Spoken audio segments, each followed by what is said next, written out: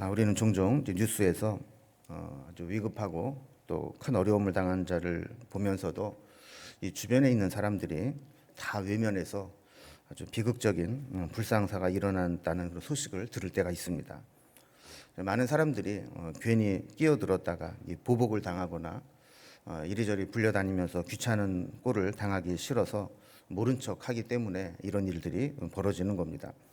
근데 반대로 또 전혀 예상치 못했던 의인이 나타나서 위험에 처해 있는 사람을 도와서 극적인 반전을 만들어내는 선행을 접하기도 합니다. 오늘 본문에 보면 이와 비슷한 상황이 벌어지는 것을 보게 되는데, 우리가 잘 알고 있는 선한 사마리아인의 비유입니다. 이 선한 사마리아인의 비유는 우리 교회를 좀 오래 다니신 분들이라면 익히 여러 차례 들어서 잘 알고 있는 말씀 중 하나일 겁니다.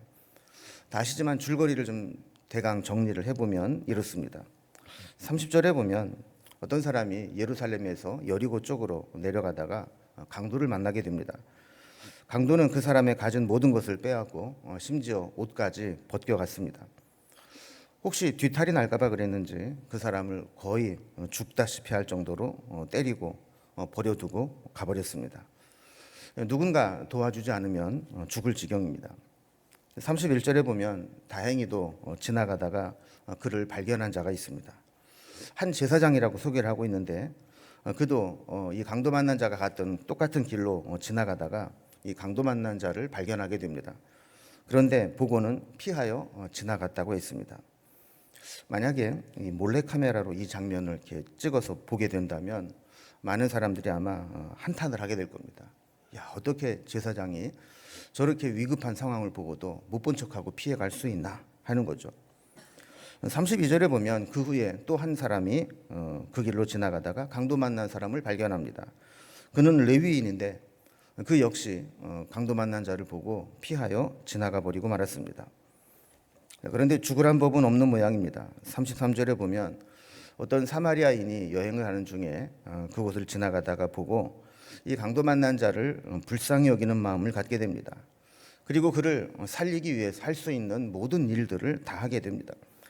34절을 보면 가까이 가서 기름과 포도주로 그 상처에 부어서 소독을 해주고 그 상처를 싸매어 응급 치료를 해줍니다.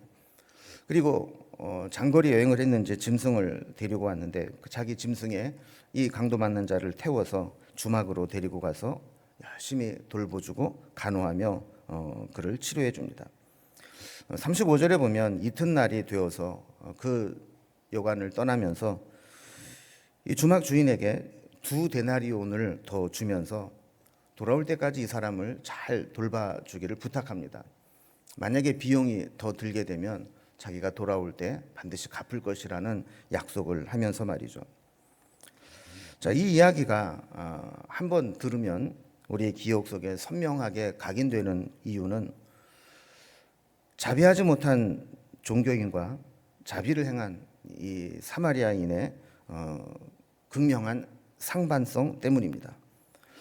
마땅히 도움을 줄 것이라고 생각했던 제사장과 레위인과 같은 종교인들은 이 강도 만나 위급한 상황에 있는 사람을 보고도 외면하고 피하여 지나가 버렸습니다.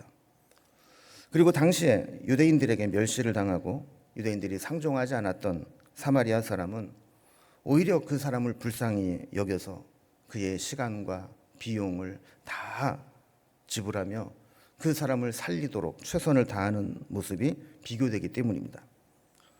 오늘날로 적용을 해보면 목사나 신학자가 이런 선을 행하고 또 차별받는 외국인이라든지 또 차별받는 계층이 그를 무시하고 지나갔다 그러면 그럴 수 있다 이렇게 이해가 될 겁니다. 그런데 예수님은 우리의 상식을 뛰어넘는 정반대의 상황을 설정하고 있습니다. 일반적으로 예상할 수 없는 그런 결과입니다. 당시 유대인들에게는 이웃으로 받아들여지지도 않았고 유대인들과 만나는 것이 어색하고 불편한 사마리아 사람이 도리어 강도 만난 유대인의 이웃으로 등장하고 있는 겁니다. 그래서 어떤 신학자는 이 비유가 예수님께서 어떤 설명을 하기 위해서 없는 사실을 지어낸 이야기가 아니라 실제로 있었던 실화를 예로 들어서 설명하는 것이다 라고 주장을 하기도 합니다. 만약에 없는 이야기를 허구로 지어낸 이야기라면 이 이야기로 인해서 제사장이나 레위인들에게 엄청난 공격을 받았을 것이기 때문입니다. 네가 무슨 근거로 우리 제사장과 레위인들을 단체로 모독하느냐, 그러면서 공격을 해왔을 것이라는 거죠.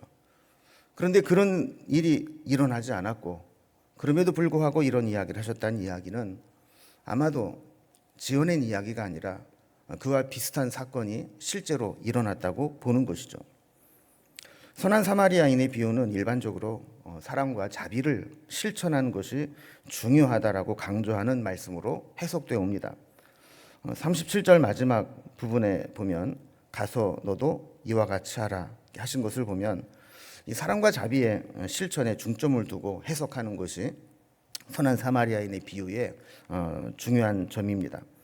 말로만 선을 행하라고 하고 그렇게 가르치면서 정작 자기 자신은 실천하지 않는다면 그 신앙은 의심받기에 충분합니다. 그러나 이 비유의 말씀을 하시게 된 배경부터 살펴보게 되면 이 선한 사마리아인의 비유의 핵심은 선행과 실천에 있지 않고 구원에 있다라는 것을 알게 됩니다. 이야기는 한 율법 교사가 예수님께 나와서 내가 무엇을 하여야 영생을 얻으리이까? 라고 질문하는 것에서 시작합니다. 무엇을 하여야 내가 영생을 얻을 수 있습니까? 어떻게 해야 내가 구원을 받을 수 있습니까? 여기에서부터 출발된 이야기라는 것입니다. 이 질문에 예수님은 직접적으로 이렇게 해야 네가 구원을 받을 수 있다 대답하는 대신에 26절에 이렇게 질문하십니다. 율법에 무엇이라 기록되었으며 내가 어떻게 읽느냐 하는 것이죠. 율법교사는 교사답게 정확히 대답합니다. 27절에 보면 마음과 목숨과 힘과 뜻을 다하여 하나님을 사랑하고 이웃을 자신과 같이 사랑하라 하신 그 말씀, 그것이 율법의 가장 중요한 것들이고 이 율법을 행할 때 영생을 얻을 수 있습니다 라고 대답을 한 겁니다. 마치 예상 질문에 답변을 준비한 것처럼 똑 떨어지는 정답을 이야기합니다. 여러분, 이 대답이 얼마나 명쾌한 대답이냐면 이와 비슷한 말씀을 예수님이 하신 적이 있습니다. 마가복음 12장 28절에 보면 서기관 중 한 사람이 변론하는 것을 듣고 예수님께 나와서 이렇게 묻습니다. 예수님, 모든 계명 중에 첫째 되는 계명이 무엇입니까? 이때 예수님께서 답변하신 것과 동일한 말씀입니다.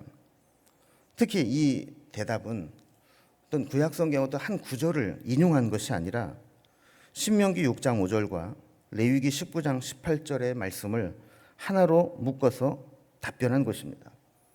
그러니까 단순히 어떤 구절을 외워서 답변한 것이 아니라 성경 전체의 율법을 정확히 알고 대답한 것이라고 볼 수 있다는 것입니다. 그러니까 이 율법 교사의 성경적 지식은 대단히 뛰어난 사람이다라고 볼 수 있습니다. 그러나 예수님이 보시기에는 이 율법 교사가 율법을 잘 알고는 있었지만 행함과 실천이 없었다는 것을 알게 됩니다. 그래서 주님은 28절에서 내 대답이 옳도다라고 인정을 해주시면서 또한 이를 행하라 그러면 살리라 라고 아는 것으로 끝나는 것이 아니라 행하는 것으로 이어져야 영생을 얻을 수 있다라고 말씀하고 계십니다. 자, 그런데 29절에 보면 이 율법 교사가 자기를 옳게 보이려고 예수님께 질문을 던졌다 그럽니다. 그 질문의 내용이 뭐냐면 그러면 내 이웃이 누구니까? 라는 질문입니다. 여러분, 여기에서 자기를 옳게 보이려고 질문했다라고 한 것은 자기는 이 말씀을 실천하고 있고 하나님을 사랑하는 것, 이웃을 사랑하는 것에 부족함이 없다고 스스로 생각하고 있다는 겁니다. 자, 이런 대화가 오가고 있는 것을 배경으로 해서 예수님은 이 율법 교사에게 그가 잘못된 신앙을 가지고 있다는 것을 가르쳐주기 위해 선한 사마리아인의 비유의 말씀을 들어 설명하고 있다는 겁니다. 자, 그렇다면 이 선한 사마리아인의 비유를 통해서 우리에게 주시는 교훈은 어떤 것일까를 한번 생각해 보도록 하겠습니다. 먼저 첫 번째로 신앙은 지식보다 해석과 적용이 더 중요하다라는 것입니다. 오늘 본문에 등장하고 있는 율법 교사는 아까 살펴본 것처럼 성경의 지식에는 흠잡을 데가 없었습니다. 그러나 그 진리를 대하는 태도에는 상당한 심각한 문제가 있었습니다. 그의 문제점을 잘 드러내는 구절들이 있습니다. 25절에 보면 이 율법교사는 예수님께 질문을 할 때 예수님을 시험하여 이르되 그랬습니다. 예수님을 시험하기 위해 질문했다.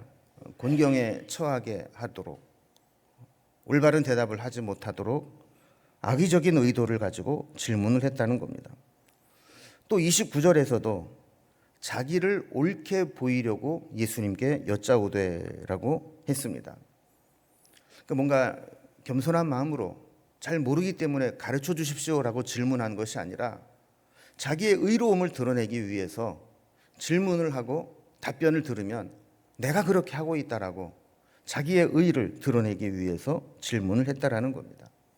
자, 그러니까 이 진리를 대하는 이 율법 교사의 태도는 예수님을 시험하기 위해서, 그리고 자기를 옳게 드러내기 위해서.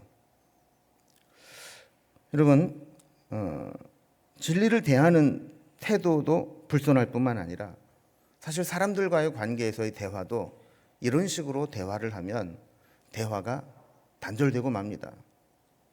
대화를 하는데 내가 답변을 어떻게 하는지, 그 답변에서 어떤 꼬투리를 잡아서 나를 곤란에 처하게 만들려고 질문을 하고 답변을 유도한다면 더 이상 대화가 진행이 되겠습니까? 또 상대방의 의견을 존중해주고 인정해주는 대화가 아니라 오직 자기를 드러내고 자기를 높이기 위한 질문을 하고 대답을 이어간다면 그 사람과 대화를 하고 싶겠습니까? 또한 이 율법 교사는 해석과 적용, 실천에 문제가 있었습니다. 자, 26절에 예수님은 이것을 지적하면서 율법 교사에게 이렇게 질문을 하시죠. 자, 율법에 무엇이라 기록되었으며 내가 어떻게 읽느냐라는 겁니다. 자, 율법 교사에게 그가 어떻게 해야 영생을 얻을 수 있습니까라는 질문에 대해서 율법에 무엇이라 기록되었다고 알고 있느냐, 그리고 그 율법을 너는 어떻게 읽고 있느냐라고 물은 것이죠. 율법에 무엇이라 기록되었느냐는 것은 율법의 본문을 알고 있느냐는 질문이고, 그것을 어떻게 읽느냐라고 하는 것은 그 율법의 본문을 어떻게 해석하고 있느냐라는 질문입니다. 많은 사람들이 자기에게 주어진 상황을 아전인수격으로 해석합니다. 객관적으로 보거나 제3자가 들을 때에는 말이 안 되는 이야기인데 자기 입장에서 이상하게 당당하게 해석을 하는 경우가 있습니다. 이런 사고 구조를 가진 사람은 하나님 말씀조차도 자기에게 맞게 아전인수격으로 해석을 하는 경우가 많습니다. 그래서 그런 사람들을 보면 이런 생각이 들죠. 예수님이 그렇게 적용하라고 주신 말씀이 아닐 텐데, 분명히 예수님의 말씀의 의도는 다른데 그 말씀을 이상하게 자기에게 꿰어 맞춰서 해석하는 사람이 있다는 겁니다. 그래서 율법에 무엇이라 기록되었느냐, 이 예수님의 질문에 율법 교사가 망설임 없이 정답을 말할 수 있었다는 것은 그가 몰라서 알기 위해서 질문하는 것이 아니라는 겁니다. 그런데 이 율법 교사의 대답을 잘 보면 예수님이 두 가지 질문을 했는데 율법에 무엇이라 기록되었느냐에 대한 질문은 답변을 잘했습니다. 그런데 내가 이 율법을 어떻게 읽느냐라는 질문에는 답변을 못합니다. 도리어 자기는 아무 문제가 없다는 듯이 자기의 옳음을 증명하고자 또 다른 질문을 이어갔다고 했습니다. 그래서 예수님은 28절에서 대신 답변해 주시죠. 그래, 내 대답이 옳도다. 그러나 이를 행하라. 행하는 것이 너를 살게 할 것이다라고 말씀을 했다라는 겁니다. 여러분, 아무리 지식이 많아도 그 지식을 잘못 해석하고 적용과 실천을 하지 않으면 그 지식을 갖는다는 것은 오히려 모르니만 못할 때가 있습니다. 또 잘못 해석을 하고 있으면 그 잘못 해석을 가지고 있는 지식이 더 위험한 오해와 편견을 만들어낼 수 있는 겁니다. 이 율법교사의 문제는 알의 문제가 아니라 해석과 실천에 문제가 있었다는 것을 보여주는 것입니다. 자, 이렇게 잘못된 해석을 가지고 있을 때 어떤 일이 일어나는가? 두 번째를 보면 오늘 본문은 우리에게 잘못된 편견에서 벗어나야 한다라는 것을 가르쳐 줍니다. 여러분, 하나님의 말씀은 온전하고 불변하지만 그것을 해석하는 것에는 얼마든지 오류가 있을 수 있다는 것을 알아야 됩니다. 율법교사는 말씀과 신앙에 심각한 편견과 오류를 가지고 있었습니다. 유대교라고 하는 전통 속에서 말씀을 보았기 때문에 이 말씀을 주신 하나님의 원래 의도를 제대로 파악하지 못하는 경우입니다. 특히 저들이 가지고 있는 이웃이라고 하는 개념은 하나님이 우리에게 요구하시는 이웃의 개념과는 완전히 달랐습니다. 유대인들은 자기와 같은 민족, 자기와 같은 종교인 유대교를 믿는 자들만 이웃으로 한정했습니다. 이웃을 사랑해야 되는 것은 맞지만 유대교 신앙을 가진 유대인들만 이웃이기 때문에 그들만 사랑하면 된다고 생각해 왔던 겁니다. 그러니 율법교사는 그 유대교의 전통 가운데 그 제도 속에서 자기가 해야 될 이웃사랑의 의무는 다 행하고 있다고 자신 있게 이야기를 한 겁니다. 그들은 사마리아인에 대한 감정도 이웃의 범위에서 제한시켜 버렸습니다. 이 비유의 말씀을 하신 후에 예수님께서 누가 강도 만난 자의 이웃이 되겠느냐라고 질문을 할 때 이 율법교사는 사마리아인입니다. 이렇게 대답하지 못하고 자비를 베푼 자니이다. 이렇게 굳이 사마리아인을 언급하기 싫어서 자비를 베푼 자가 진정한 이웃입니다. 이렇게 돌려서 말했다는 겁니다. 여러분, 유대인들은 혈통이나 종교를 따라서 이웃이 결정된다고 생각하고 범위를 제한했지만 예수님은 자비와 사랑의 행동을, 실천을 나타낸 사람이 이웃으로 규정된다고 말씀하고 있는 겁니다. 우리의 편견으로 사람을 차별하고 배제해서는 안 되고 한계를 초월하는 사랑을 실천함으로 참된 이웃사랑을 실천해야 한다는 것을 가르쳐 주는 겁니다. 이 종교적인 입장에서 제사장이나 레위인의 행위는 얼마든지 변호할 수 있습니다. 율법에 보면 유출된 피를 만지거나 또 죽은 자를 가까이에서 접하게 되면 그는 부정해지게 됩니다. 그리고 이 부정함을 정결하게 하기 위해서는 시간이 필요합니다. 그렇게 된다면 이 레위인이나 제사장은 하나님의 성전에서 하나님을 섬기는 일을 하는데 제약을 받게 됩니다. 만약에 제사장과 이 레위인을 변호하기 위해서 이야기를 한다면 그는 하나님의 일을 하는 사람이고 이 사람의 피를 만지거나 혹시 죽어서 죽은 시체가 된 것을 만진다면 하나님의 일을 감당하지 못하기 때문에 피해 간 것입니다라고 변호를 할 수 있을 것입니다. 그러나 그의 행위를 보면 율법 전승을 따라서 부정한 것을 만지지는 않았지만 사랑의 율법을 범한 결과를 만들어냈습니다. 율법을 잘 지킨 것처럼 보이지만 사랑이 없는 율법의 껍데기만 형식적으로 지킨 결과가 되었다는 것입니다. 누가 강도 만난 자의 이웃이 되겠느냐라는 질문은 사실 우리를 매우 불편하게 만드는 질문이 될 수 있습니다. 왜냐하면 이 강도 만난 자를 내 이웃으로 받아들이는 순간 우리는 그를 도와야 하는 의무가 생기기 때문입니다. 하나님은 오늘도 우리에게 그렇게 말씀하실 수 있습니다. 저 사람이 내 이웃이다. 그런데 우리는 그 사람을 내 이웃으로 받아들이는 순간 내가 가진 것으로 그를 도와야 되는 의무가 생기기 때문에 여러 가지 이유와 핑계를 들어서 주님, 저 사람까지는 내 이웃이 아닙니다. 내가 저 사람까지 돌봐야 될 의무를 가진 이웃으로 받아들일 수 없습니다. 라고 선을 긋기가 쉽다라는 것이죠.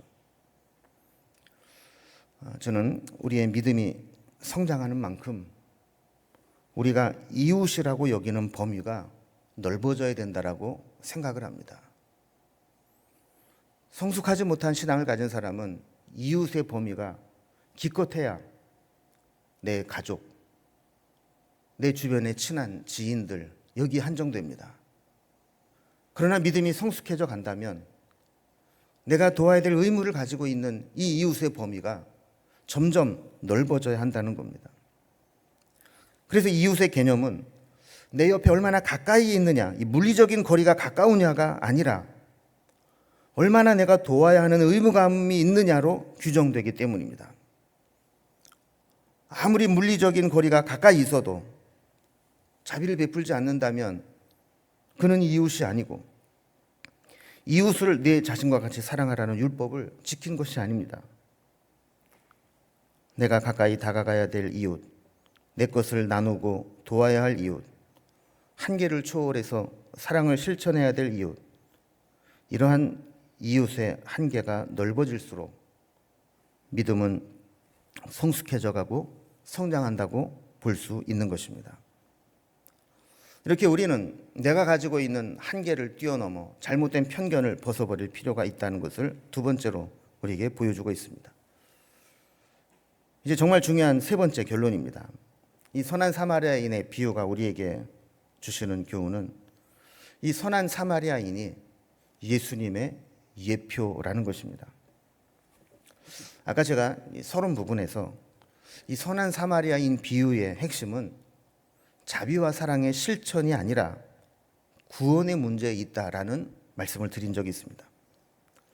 왜냐하면 예수님께서 이 선한 사마리아인의 비유를 말씀하신 이유가 내가 무엇을 하여야 영생을 얻으리이까? 라는 율법교사의 질문에서 출발했기 때문입니다.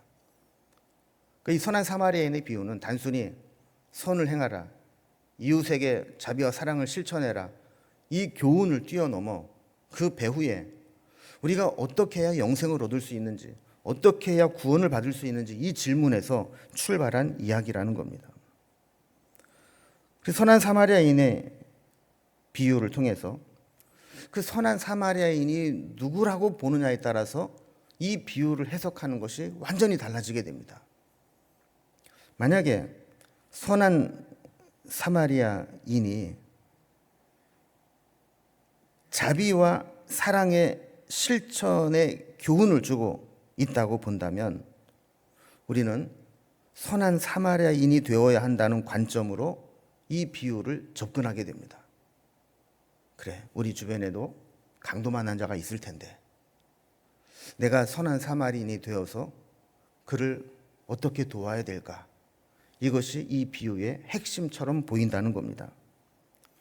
그런데 선한 사마리아인이 예수님이 예표로 나타난 것이라고 해석을 하게 된다면 우리는 강도 만난 자라는 입장으로 이 본문을 보게 된다는 겁니다.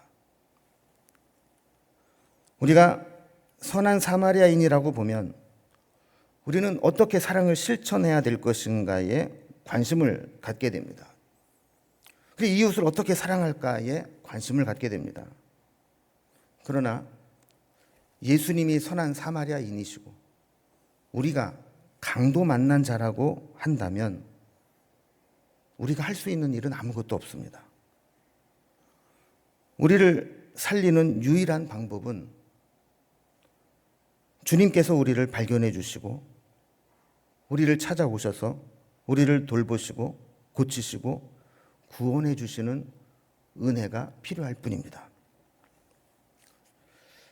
율법 교사가 내가 무엇을 하여야 영생을 얻으리까라는 질문에 예수님의 대답은 네가 무엇을 해야 영생을 얻을 수 있는 것이 아니다.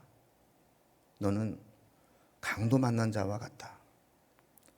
내가 너를 불쌍히 여겨서 선한 사마리아인처럼 너에게 다가가 너의 아픔과 상처와 죄악을 치료해주고 구원해주지 않는다면 너는 그저 그렇게 고통당하다 죽을 뿐이다. 이렇게 대답하시는 겁니다. 그럼 우리는 한번 이 말씀을 강도 만난 자의 입장에서 한번 돌아봅시다. 우리는 실제로 강도 만난 자와 같습니다. 죄로 인해 상처를 받았고 그 죄로 인한 상처는 스스로 회복할 수 없는 비참한 결과에 빠지게 만들어서 우리를 절망 중에 탄식하게 하고 있습니다. 사람들은 돈 있고 힘 있고 잘 나갈 때는 가까이 오지만 귀찮고 문제가 생기고 힘들어지면 거리를 둡니다. 그러나 주님은 죄와 욕망과 사망 권세에 비참해진 우리를 부정하다 배척하지 않으셨습니다. 제사장도 레위인도 부정하다고 다 피하여 다른 길로 도망가 버렸지만 예수님은 우리를 찾아오셨습니다. 예수님도 당시에는 선한 사마리아인처럼 배척을 받으셨습니다. 하지만 죄로 인해 찢기고 상한 우리를 찾아오셔서 우리를 치료해 주시고 회복해 주셨습니다. 선한 사마리아인이 강도 만난 자를 살리기 위해서 그가 가진 모든 것을 다 지불했던 것과 마찬가지로 예수님도 우리를 살리기 위해서 십자가에 피 흘려 죽으시는 대가를 지불해 주신 것입니다. 제자는 선한 사마리아인으로 살아가는 자입니다. 신앙은 단순히 듣고 지식만 가지고 있는 것이 아니라 실천하고 행함으로 완성되어야 합니다. 그러나 이 사랑을 실천함에 있어서 우리는 많은 한계를 느끼게 됩니다. 우리의 인격만으로는 그렇게 선한 사마리아인처럼 내가 가진 것을 통해서 사랑을 실천하기가 쉽지 않습니다. 그래서 우리는 먼저 우리 자신이 강도 만난 자였다라는 인식에서 출발해야 됩니다. 우리도 강도 만난 자처럼 죽을 수밖에 없는 사람이었는데 예수님께서 선한 사마리아인이 되어주셔서 우리를 찾아오셨고 자비를 베푸셨고 십자가에서 그의 생명까지 내어주셔서 우리를 살리셨다는 것을 깨닫는 데서부터 오늘 말씀은 시작되어야 합니다. 그리고 나를 살리신 그 십자가 은혜를 기억하며 조금이라도 주님을 닮아가려고 하는 것, 이것이 제자의 삶입니다. 오늘 본문을 묵상하고 설교를 준비하면서 저는 저 스스로에게 두 가지 질문을 던져봤습니다. 여러분도 이 두 가지 질문을 한번 스스로에게 해보시면 좋겠습니다. 나는 죄와 욕심, 이기심에 강도 만난 자로서 살 소망이 없는 자였는데 선한 사마리아인처럼 예수님이 찾아오셔서 십자가의 사랑으로 나를 살리셨음을 잊지 않고 살아가고 있는가? 두 번째로, 나는 강도 만나 죽을 존재였다가 주님이 나를 살려주셨음을 알기에 이제 내가 선한 사마리아인처럼 나에게 맡기신 이웃을 사랑하며 살아가고 있는가 하는 것입니다. 주님이 우리를 살리셨습니다. 그 사랑을 입은 자라면 우리도 마땅히 선한 사마리아인처럼 주님이 행하신 일을 따라가야 될 줄로 믿습니다.